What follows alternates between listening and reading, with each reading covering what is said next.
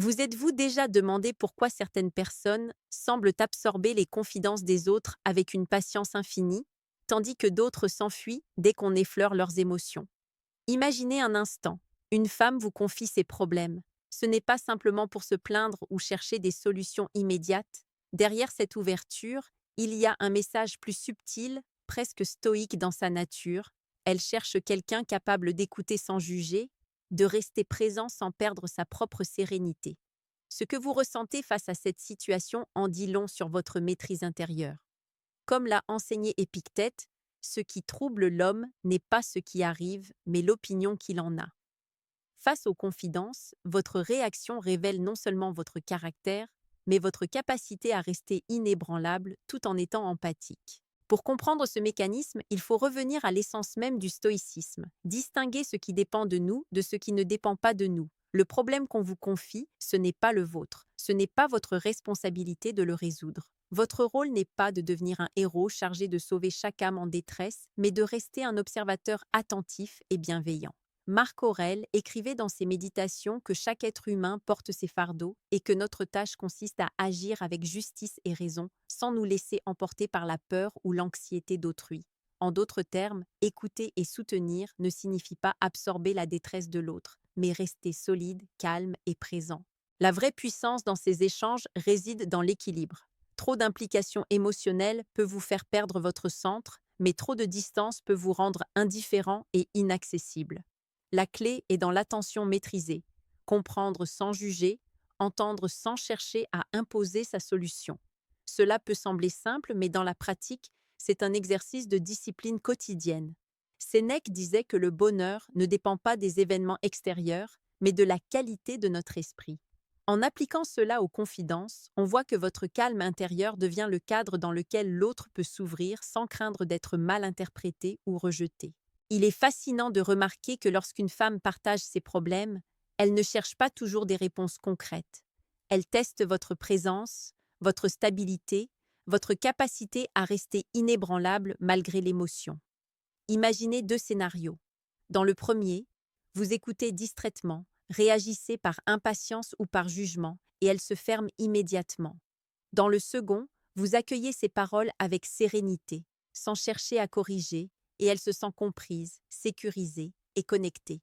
Ce simple acte de maîtrise et de constance transforme la nature même de l'échange. C'est là que la philosophie stoïque prend tout son sens. La véritable force n'est pas dans la domination ou le conseil, mais dans la présence calme et la clarté de l'esprit. Rester stoïque face à ses confidences ne veut pas dire être froid ou détaché. Au contraire, c'est un engagement à être pleinement là, tout en conservant son intégrité intérieure. Cela demande une pratique constante, une observation attentive de ses propres réactions et une discipline pour ne pas être emporté par l'émotion du moment. Chaque conversation devient alors un terrain d'entraînement. Apprendre à écouter activement, à répondre avec mesure et à guider subtilement sans imposer. Avec le temps, cette maîtrise devient naturelle et vous découvrez que l'influence silencieuse et la stabilité personnelle attirent naturellement respect et confiance, bien plus que la démonstration d'un savoir superficiel ou d'une aide précipitée. Comprendre cette dynamique demande aussi de reconnaître la valeur de l'introspection. Lorsque vous êtes confronté aux confidences d'autrui, chaque mot, chaque nuance émotionnelle est un miroir. Il ne s'agit pas seulement de comprendre l'autre, mais aussi de sonder votre propre réaction. Pourquoi certaines paroles vous bouleversent-elles, tandis que d'autres glissent sur vous comme l'eau sur une pierre lisse? Épictète nous rappelle que ce n'est pas ce qui arrive qui nous trouble, mais notre jugement à ce sujet. En d'autres termes, votre calme n'est pas un trait inné, c'est une compétence que vous cultivez en observant vos propres pensées et en choisissant consciemment comment réagir. Chaque échange devient alors une leçon pratique de stoïcisme. Écouter, réfléchir et répondre avec mesure. Il est courant de confondre empathie et absorption. Beaucoup croient qu'écouter, c'est ressentir la douleur de l'autre comme la sienne. Mais cette confusion conduit souvent à l'épuisement émotionnel et à la frustration. La véritable empathie stoïque consiste à rester présent et à offrir un espace sûr, tout en maintenant la clarté de votre esprit. Vous offrez ainsi un refuge où l'autre peut se confier sans craindre d'être jugé, tout en préservant votre équilibre intérieur. Cette distinction est essentielle. Elle transforme chaque conversation en un acte de sagesse plutôt qu'en un fardeau émotionnel. Pour illustrer cela, imaginez un homme qui écoute attentivement sa compagne partager ses inquiétudes au sujet de son travail. S'il se précipite pour donner des solutions, corriger ou plaindre, il risque de créer un déséquilibre. L'autre peut se sentir incomprise et lui-même frustré par l'impression de ne jamais suffire. Mais s'il pratique la présence stoïque, il accueille les mots avec calme, reformule pour montrer qu'il comprend et offre simplement son soutien silencieux. Dans ce cadre, les conseils ne sont donnés que s'ils sont demandés, et l'attention devient un véritable acte de respect et de maîtrise de soi. C'est exactement ce que Sénèque soulignait. Le véritable pouvoir réside dans la maîtrise de soi, pas dans le contrôle des événements ou des autres. Et ici, il est crucial de comprendre une autre leçon, la patience. Écouter sans précipitation, sans imposer son rythme, c'est honorer le temps et l'espace de l'autre. Chaque confidence est un chemin vers la confiance, et la confiance se construit lentement, avec constance. Marc Aurèle disait que chaque être humain que nous rencontrons peut nous enseigner quelque chose si nous savons écouter avec discernement. Ainsi, lorsque vous laissez l'autre parler à son rythme, sans pression, vous créez un environnement où l'authenticité peut émerger naturellement. Cette approche transforme non seulement la conversation, mais aussi votre propre perception des relations humaines. Elles deviennent moins un théâtre de manipulation ou de performance, et plus un espace de croissance mutuelle. Il existe un moment particulier dans chaque échange où votre stabilité intérieure peut influencer profondément l'autre. Ce moment se produit souvent lorsque l'émotion atteint son paroxysme, quand les mots sont chargés de tension ou de douleur. C'est ici que la pratique stoïque prend toute sa valeur. Rester ancré, respirer profondément et ne pas réagir impulsivement. Votre calme devient alors un point d'ancrage pour l'autre, une preuve silencieuse que l'on peut traverser la tempête sans se perdre soi-même. Ce n'est pas un simple exercice d'écoute, mais une démonstration vivante de maîtrise de soi et de courage moral. Et subtilement, c'est dans ces instants que l'on perçoit à quel point la force tranquille attire naturellement le respect et la confiance. En continuant sur cette idée, il est essentiel de comprendre que chaque échange est également une opportunité d'appliquer la sagesse stoïque dans la vie quotidienne. Lorsque vous écoutez, vous ne vous contentez pas de prêter attention aux mots, mais vous observez aussi les émotions derrière ces mots, la logique ou parfois l'irrationalité des pensées exprimées. Épictète nous enseigne que la discipline mentale consiste à séparer ce qui dépend de nous de ce qui ne dépend pas de nous. Les problèmes confiés par l'autre ne sont pas sous votre contrôle. Vous ne pouvez pas les résoudre tous et pourtant, votre attitude peut influencer l'expérience de l'autre. Le simple fait de rester calme et attentif crée un espace où elle se sent entendue et respectée, ce qui est souvent plus puissant que n'importe quelle solution que vous pourriez proposer.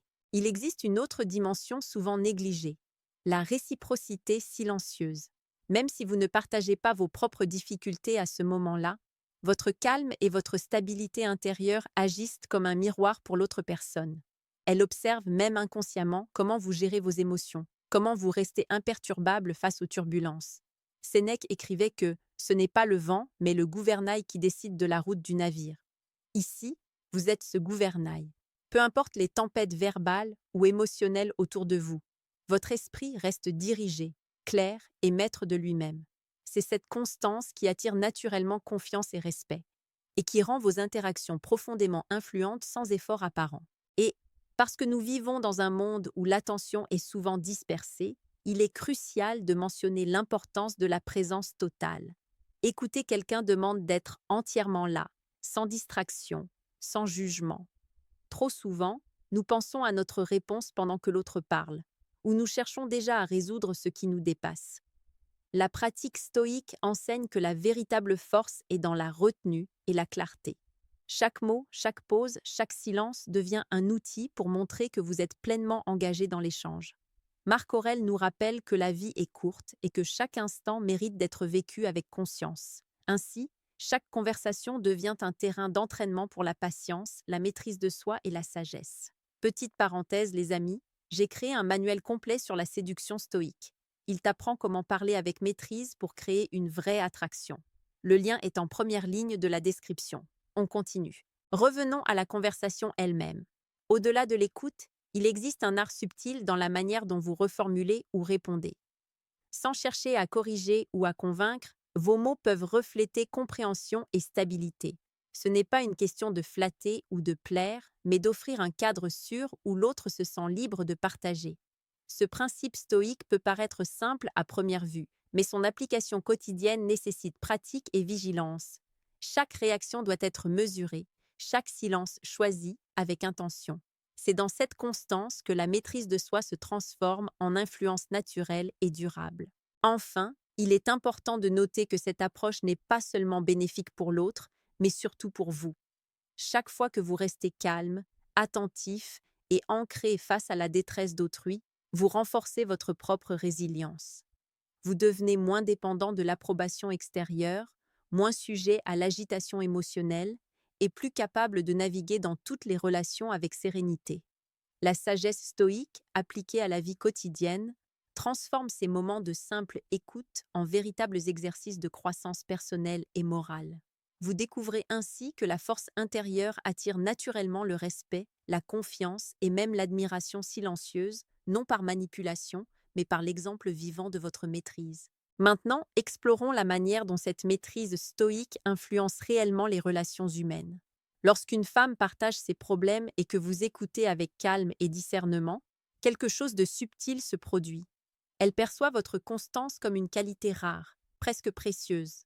Dans un monde où l'émotion est souvent bruyante et impulsive, la capacité à rester stable devient un repère. Comme le disait Marc Aurèle, l'âme humaine se façonne à l'exemple de la raison universelle.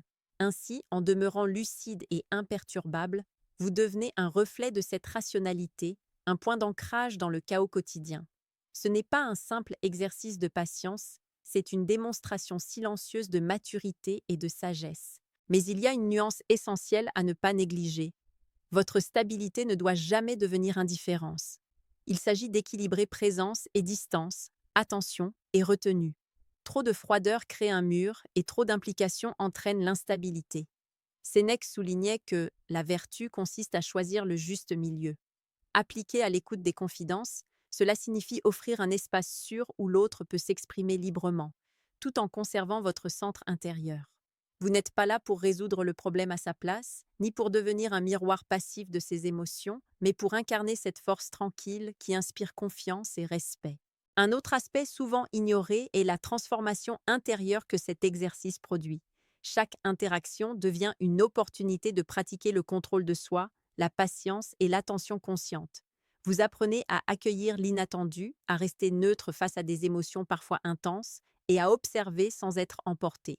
Épictète rappelait que la liberté intérieure consiste à ne pas être esclave de ses passions. Chaque conversation où vous écoutez sans perdre votre calme est un pas de plus vers cette liberté. C'est une forme d'entraînement quotidien qui, avec le temps, forge un esprit résilient et une présence magnétique. Et il existe un moment clé dans ce processus où l'influence silencieuse se manifeste, lorsque l'autre vous confie ses peurs ou ses vulnérabilités les plus profondes. Votre capacité à rester imperturbable, à montrer compréhension sans jugement, devient un repère émotionnel.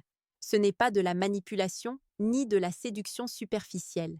C'est une démonstration vivante que votre esprit est solide, que vos réactions ne sont pas dictées par l'émotion mais par la raison.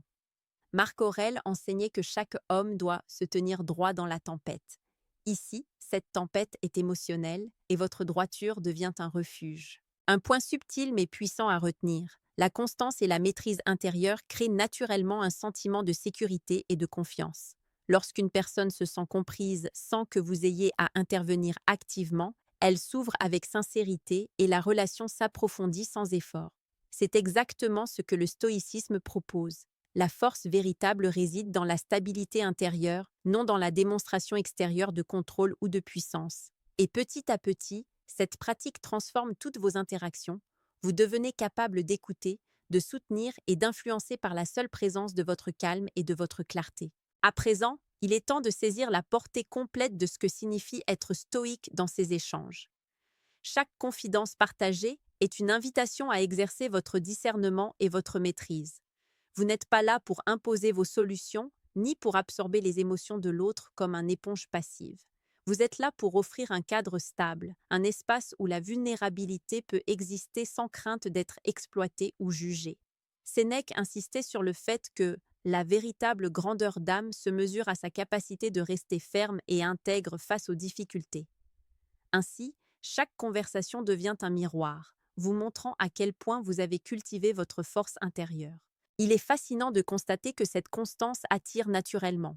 Une personne qui se confie à vous perçoit instantanément votre différence, votre capacité à écouter sans réagir impulsivement, votre calme qui ne vacille pas face à la tempête émotionnelle. Et ce n'est pas de la séduction superficielle ou manipulatrice, c'est simplement le résultat de votre alignement avec des principes stoïques. Marc Aurèle écrivait que l'homme sage agit conformément à la nature, mais avec maîtrise et discernement. Dans ce contexte, votre nature rationnelle et bienveillante devient un repère silencieux, une lumière stable dans le tumulte de la vie quotidienne. Au-delà de l'interaction immédiate, ces moments sont de véritables leçons de vie. Chaque écoute attentive, chaque silence choisi avec intention, chaque reformulation mesurée renforce votre esprit, développe votre patience et affine votre jugement.